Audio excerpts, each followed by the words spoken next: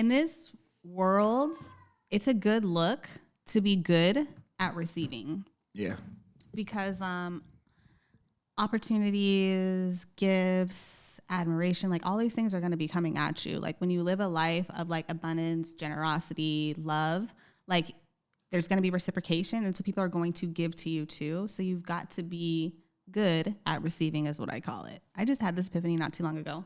That's absolutely true though. Like you're absolutely right. I'm not good at receiving things, but I'm also not used to getting things either. I've always been weary of shit like that. Like one day they might just, I got you that, so you have to be this. I'm used to things having strings attached to them and stuff like that. So that's why it's really hard for me to take things, to accept things and stuff like that. But I was told that I give something that's equal to that.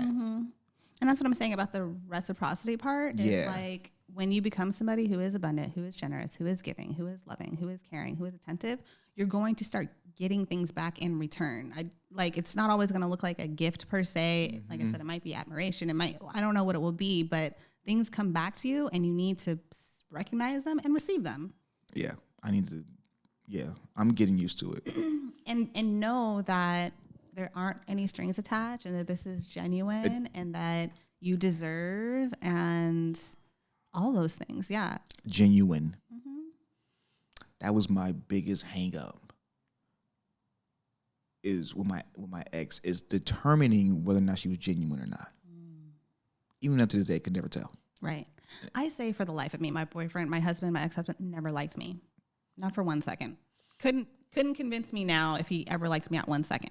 Like, isn't that weird to be with someone and you're just like, I know for a fact this person's not like me. They don't like me. Like, I know for a fact they don't like anything about me.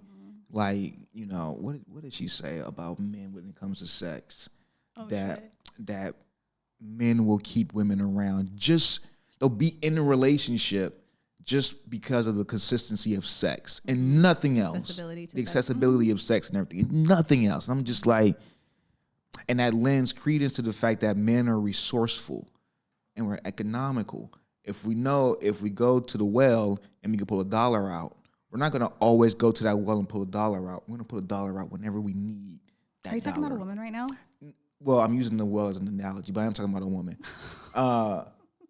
Can you say it again without using the analogy, but just using? Oh, I'm just saying how men keep women around or stay in relationships just because of the accessibility to sex and nothing else. Like she's not doing anything else for you, and you don't care for her to do anything else for you outside of just having sex. And I was saying how men are resourceful like that because it's true because men are like we're economical.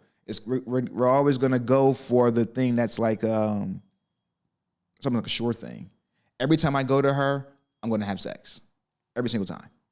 So we won't keep going to her, but when something else falls apart, right back to her, and then we'll have sex. Yeah. Because we're economical. We're being smart in our brain. We don't realize that we're tearing people down. You don't realize that you're having your cake and eating it too, that you're cheating and da-da-da-da. Well, I'm just being economical. We're being economical. That's a lie. Yeah.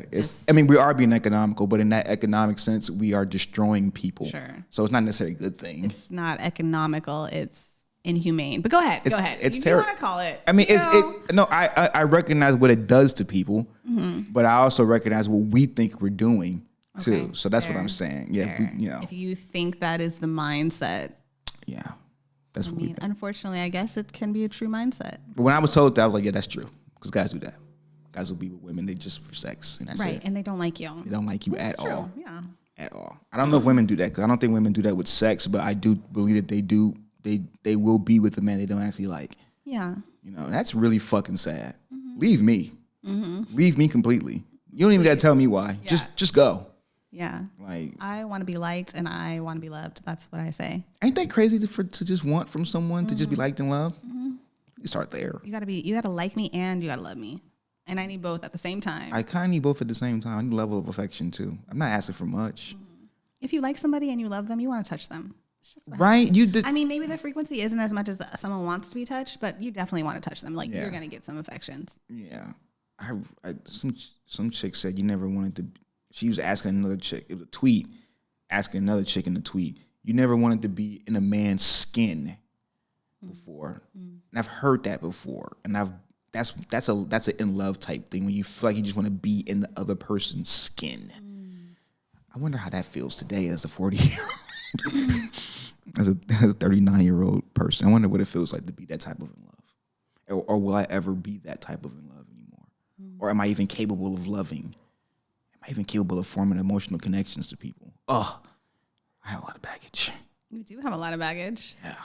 I mean, do you think you have issues? I think I do have the issue of the emotional connection stuff. It's really hard for me to establish emotional connections to people because I'm always looking to leave it for safety concerns. You know, I don't want it to blow up in my face. I want it to blow up, but not while I'm still around. I know it's gonna blow up. I know it's gonna blow up. Yeah, I'm going into it. It's going to be a disaster. I need to make sure there's no connections to where if I do leave, other person isn't destroyed and shit like that. It's probably the reason why I don't take a lot of gifts from people. Why you're bad at receiving? I'm bad at receiving because I'm looking for, like, I'm always keeping my eye on the exit, and I don't want to get too deep into the room without knowing where the exit is. Because if things get to a certain level of uncomfortability, I want to get out. Okay. But sometimes defense mechanisms are really real. Fucking up niggas' lives since 1986. Lives because you were defending yourself about things that like probably aren't even real, won't even come true, but you just have these things in place just in case. Just in case. Life has showed you that this is a high risk situation and you need to be on. And to protect yourself the most, you should probably do X, Y, and Z. And it's a lie. It's a super lie. But what's crazy is it's a lie. Like, it's a super lie. You think it is. Yeah. But what's actual is that no matter what happens, you'll know what to do. You'll know what to do. It's crazy. Dude, but I don't like living my life like that. Oh, I know. I don't. You want to be anxious and like planning and like worry and like, yeah, of course. No, I get it. You want to be in survival mode. Totally. I don't want to be in survival mode. Oh, because that's what you're choosing. Go ahead. I'm choosing survival mode, but I don't want to be in it anymore. And I'm just like, those survival mode habits are really hard to break. Well, when you trust yourself, you just be like, I don't need these mechanisms behind me. Like, I don't need these defensives because I know that when something pops off, I know what to do. I can be defensive in the moment, not beforehand. Not beforehand. Yeah, that's another reason why I don't have plates. Like these are. The way your house is set up is directly connected to your personality, what you're going through, emotional state, everything. And I'm noticing things through conversations with you, through conversations with other people, a lot about how fucking weird I am, how fucking isolated I am, how alone, I'm not talking about physically, but just alone up here in the mind. Like I'm just so like everything comes from a by yourself type mentality. Like, and I'm trying to get out of that. I want my next years to be like, you know, I don't have to always be just suffering through this shit. Like, I don't have to always be trying to climb out of something. I can just enjoy this shit sometimes. Like, shit is going good. I can just enjoy it. You know, I be finding that hard to actually do. You put pressure on yourself. Yes. Oh my God. Like, you want to be the man that a woman look to just, I don't have to worry because he has it. You know, and she might be looking at you like that, but you don't have some confidence in your own fucking self. And you're just like, I don't know. I don't know. This is what happens when men get into relationships and like they're not ready to be in relationships, and then they actually take that inconvenience or that lack of confidence out on the woman. Be like, you want too much from me. No, you just can't. You just can't give the basic shit that she's just asking for. Like she's asking for someone to be able to talk to her and have a conversation, express how you feel and stuff like that. And maybe make pancakes on a plate. Maybe have a life where like they have things that are permanent and they realize that having something permanent is more important than having something that's disposable, even if it means that it's less convenient. And that's a very adult. The lesson. Right there. That is the lesson. Right there. Where is that at? Where are we at with this? We're 9 minutes when that is the lesson right there. Exactly what you just said. So yes, I can appreciate that. But I'm work in progress. You know. Do that. Take note. Progress. That's all you can do. My mom made me really sad. She said, I haven't seen you in a long time. Oh, Mom. And I'm like, you saw me on my birthday. No, because this is past. I didn't see anybody for Thanksgiving. So a little bit less than a month. I felt really bad. to them. Less than a month? Yeah. You usually see each other about once a month or so? No, I probably see my mom maybe 3 or 4 times a month. A month? Yeah. That's once a week? Yes, I would go over there after work. You haven't worked? No, when we go into work, I've been having to go in like the last. 50, and so you've been going to your mom's house after work? After work, yeah, with and stuff. But the last couple of weeks I haven't just been over there. Right. Just right in the car, go right back home. Come right back to the lonely. What's the deal? Nothing. I just want to get home. That part. Like I don't want to hang out and dilly dally. I want to hang out and talk and just talk for an hour. Like I'm looking at the clock. It's like 8 o'clock, or it's 7:30. That's good that you're taking control and that you're doing what you want and leaving when you want. Yeah, I try not to let. They know I don't stay long. Mm-hmm. Like I'm looking. I've been for 2 hours now, right? Like, well, we gotta stop doing things out of obligation, people. Like it has energy and undertone to it. I'm telling you. But go ahead. That's true. But I'm really cautious about time. I don't fuck around with time. I like time. Like I don't. If I know it'll take me an hour to get home, I'm gonna just get to that hour and get that hour over with, and not wait to have a later hour to deal with that shit. Like no, we gotta get to it right now. Let's get in the car, put the podcast on, let's go. What else? What else am I train wreck with? I had another story to tell on this podcast, but I forgot what it was. This podcast had me reliving a lot of things from my childhood, a lot of quirky things, the Van Damme stuff, the bookmobile stuff. There was a white dude who came to your apartments, Springtime Apartments, Fontana, California. This was probably 92, 93, maybe. But this dude would come. He would have a truck bed full of newspapers. He would pay each kid $1 to fold the newspaper. Ooh. For him to deliver. So it was probably like 15 of us. Yeah. $15 it cost him for all that labor. Hell yeah. And we would take that $1 that he would pay us and go right to the candy lady and just blow that whole thing. Right. A soda was 50 cents. Now Laters was $0.25. Yeah. The sucker was $0.25. We was good. Right. Good day's work. And now he was just exploiting the shit out of us. Shout out to him. I wonder how he's doing. I like to say an even exchange is not a robbery. So like if you feel like you got what you needed and at 8 years old or whatever, buying a candy was worth folding a newspaper for 20 minutes or 30 minutes, however long you guys folded it for, like that's cool. You know what I mean? Now, looking back on it, you were exploited. Right? Yeah, I went at the time. It was cool. I don't even know how that shit even started, but that was like once a week we were doing that. Oh boy, God, poverty. How many times have I been exploited? I wonder. That's what I'm wondering. I'm like, how often? What is the smallest amount of exploitation you've been through? The most minuscule amount, like someone gave you $1 for blah blah blah. Like that? Yeah, just anything. It could be anything. I mean, how many times has someone made you feel like you weren't anything? Come on. Shit. I'm like, so what you're asking me is how many times does someone make you feel like nothing, and then the person who kind of made you feel like something, even though it was nothing? There's been a lot of times where I felt like I've been made to feel like I was nothing. But is that just me feeling like that, or is it really them making me feel like that? Or is it just really me that's making myself feel like that? I don't know. That is Sometimes it's hard to tell. Because some people really be trying to make you feel like you're not nothing. And that be coming through loud and clear. Other times people are telling you that you're nothing. And somehow you still feel like I have to prove something to this person. Or like this person does care about me or whatever. There's a lot of mixed signals that happen. Proving things to other humans is always the reasonings behind it. I have to make sure that they know the motivations and shit like that. Could be me. I know.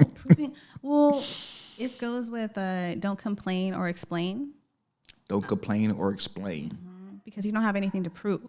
Like, you don't do those things. Like, it's taught in, like, women's, like, femininity and, like, being divine or whatever. It's like you don't explain or complain. And there's, you don't have anything to prove. You're a submissive woman or whatever, and like you don't compete. Like it's that whole thing. But yeah. Yeah. Submission. These buzzwords are very hard for me to say because I know that they operate on a spectrum. Yeah, I don't want to hear that. I know that when I talk about being submissive, like it's a spectrum and like there's a degree in which someone is. It's not slavery, right? Like yes, I don't even want to hear the words. I don't want to hear you niggas talk about submission. I don't want to hear you niggas talk about girlfriend boyfriend relationships. I don't want to hear you niggas talk about marriage.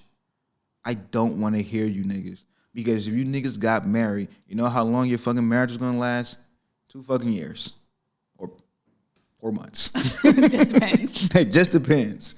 You know, we're not raising a generation of people who are fighting for their relationships. We're raising a generation of people who are ready to leave at a moment's notice. Well, wait. If we're not raising people that understand what's required to be in a marriage, which means that you can't be violent. You can't hit each other. Like you can't. Okay. That's just rule number 1. Then there's the other things where it's just like, emotionally, like, can we come to terms with the things that we're going through and communicate? Yeah. Mm-hmm. You broke up with your wife or your husband because you guys couldn't communicate. I don't know. Like, that's a tough one. You broke up with your husband because he tried to murder you. That's different. That's completely different. That's different. Yeah. You can work on one and you should probably leave the other one. Right. But yes, marriages are very complex, and being submissive in these terms, I don't think that people are really coming to grasp with the terms, the commitments, and the follow through and the type of person you need to be to actually live a marriage. Like a marriage is supposed to be forever. Yeah, we can't. We love those 40 and 50 year marriages. Mm-hmm. You don't know what they're getting put through. You don't know what she's putting him through, what he's putting her through. You don't know if she sat through a baby outside the marriage. Right. You don't fucking know that. Yeah.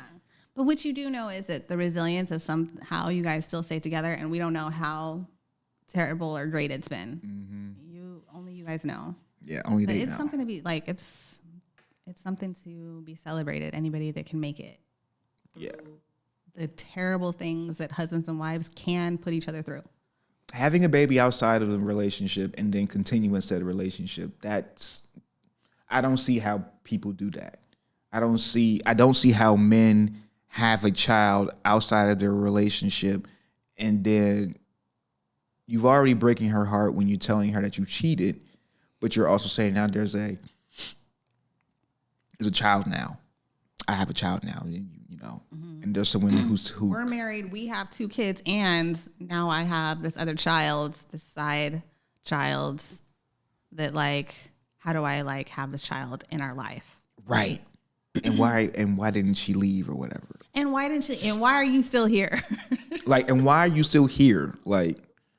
Because she's a wife and she understands that people have indiscretion. Now, if a woman came home pregnant with another man's baby, and it wouldn't be so understanding. The man's not going to be like, dang, women just have indiscretion sometimes and they get pregnant.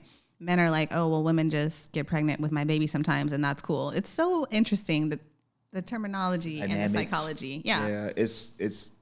But yeah, is a husband willing to stay with a wife who had a baby by somebody else? That's fucking nuts. Right. That sounds like a lot to take on in a marriage. But I would want the woman to leave.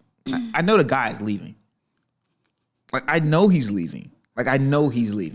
Like, somebody hit that shit and I can't. Somebody hit that shit. She like, I cannot even with the way you're talking. She carried to term another man's child and you're like, oh, well, we can work it out. Like, no, like she should leave you if you have a baby outside of marriage and you should leave her. You should leave if we're having kids outside. Go be with that nigga. That's how you feel. That's what I'm saying. Like, if you cheated on me and got pregnant and then carried to term the baby, mm-hmm. Go be with him. You guys have a family now. You know, I am not a side nigga. What about the family that we have? We have a family together. Me, Christian, and Kristen, we'll all be fine. I'm taking the kids. I'm taking the kids. We'll be cool. They don't want to be with your cheating ass. You fucking had a baby outside. This is why divorce gets crazy. This is like, oh my gosh. Yeah, I'm taking the kids. Like, you can have that. You can have your kid with the new dude. Your wife cheated. You're taking the kids. She's got to start a new family with somebody else. That's what happens if it was a shoot on the other foot. She would get the kids. She would get the house. You know, she would get everything. Mm-hmm. And you got someone else. If I got someone else pregnant and led to our divorce, she would get that. So I'm like, I want all that shit too. No, I want all that. You fucked up. So I want the kids. So I want the kids in the house. Right. The golden retriever, the plates. You wanted to give up this life. You got it, ma'am. Yeah, you got it. Go be with that nigga now. I hope he treats you great. Like, you know. I feel it. Yeah. Yeah, it's something very remarkable for a woman to be like, dang, you got another woman pregnant and I still want to be with you.